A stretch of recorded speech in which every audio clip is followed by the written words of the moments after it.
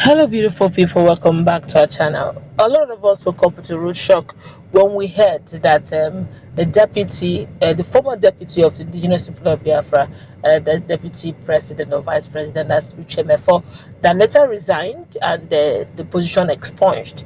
We heard that he was dead. Some persons said it was due to a brief illness, protracted illness. Some persons said it was a case of allegedly that he was promised some good amount of money and they didn't pay him, so he was highly disappointed. He was hospitalized, was placed on oxygen. All manner allegedly, rumors and counter rumors were going on. Some were excited, some were disappointed, some were sad. When I wondered what could be the state, well, as we speak, a lot has happened, and in a moment we're going to find out if truly he's dead or alive and what is being said right now. Before we go into the news proper, I'd like you to subscribe to our channel if you have not done so already by clicking on the red subscribe button. Beside it, you see a bell notification icon. Please go ahead, click on it to get notified as soon as you update our channel on YouTube. Well, the former deputy leader of the Indigenous People of Biafra, Ipob, and director of information and communication of Biafra de facto customary government, this Niger Delta man's that's Asari Alhaji Asari Dokubo's organization. Well, the man here is Alf Uche Mefor says nothing will stop Anambra government election and other subsequent elections in Southeast region from holding, which means Uche Mefor is alive. Let's continue with the news. Mefor, who seemed to be mocking IPOB members over the counterproductive sit-at-home exercise, some disobedient elements in the group have chosen to sustain despite the suspension by the Central Command of the Movement, DOS. That's Uche Mefor talking now. He said some people can decide to stay in the bush, in the house, or even sleep on the street, but election in Anambra State must surely hold.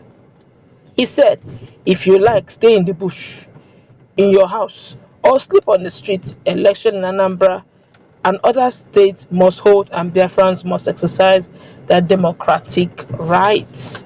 Watch and see. More like a promise. My first statement is coming. My first statement is actually coming as a counter reaction to the earlier statement made by the dismissed Radio Biafra anchorman Simeon Ekpa, who had announced in August that election in Anambra State will not hold until their detained leader Mazi Nnamdi Kanu is released from DSS, that's the detention facility. Recall that Uche Mefor has accused Nnamdi Kanu of bastardizing the principle of command and control, which the separatist movement applies in its daily operations. He also accused Kanu of fraternizing and collecting money from the same politicians he abuses on his Radio Biafra London. Mefor's outburst, however, culminated to his removal from the group and subsequent abolishment of deputy leader position by Nnamdi Kanu. Right now, a lot of persons are saying that Uche Mefor is dead, but from all indication, Uche Mefor have decided to become full sworn enemy for IPOB. It's quite worrisome. I don't mean to use the word worrisome. Now, the very organization he swore to protect, he swore oath of allegiance, is the same organization now he's saying whether they like it or yes, there will be election. Now, there's something that is quite contradictory in the statement. I'll say this with all sense of objectivity. He said whether they like it or not, that Biafrans will exercise their franchise and they will vote. Anambra election will hold. And I ask the questions. I ask the question, who are the Biafrans? Now, if he's saying the Ndibos are the Biafrans and IPOB is claiming to be Biafrans who want to secede and have Biafra, then don't you think there's a contradictory statement?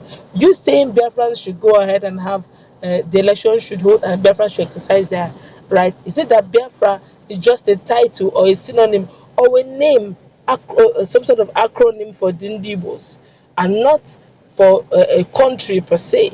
Because he would have used the word Nigerians or Ndibo would exercise their franchise or they will go ahead and vote come the date of election. Anambra and every other state.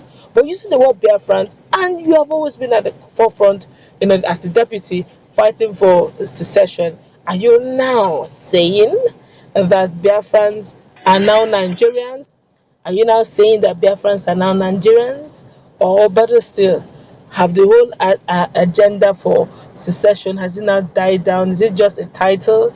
Okay, the Igbo speaking part of Nigeria are called Biafrans and they want to exercise their rights. So a lot of, contradictions. Although some persons are saying that he slumped and he left, but from all indication, Uche Mefor is alive and it looks like he's hell bent on ensuring that IPOB comes down, or better still, IPOB does not succeed in its secession move. Now, if that is the case, why call Ndibos Biafrans? Why not just generally call them Nigerians?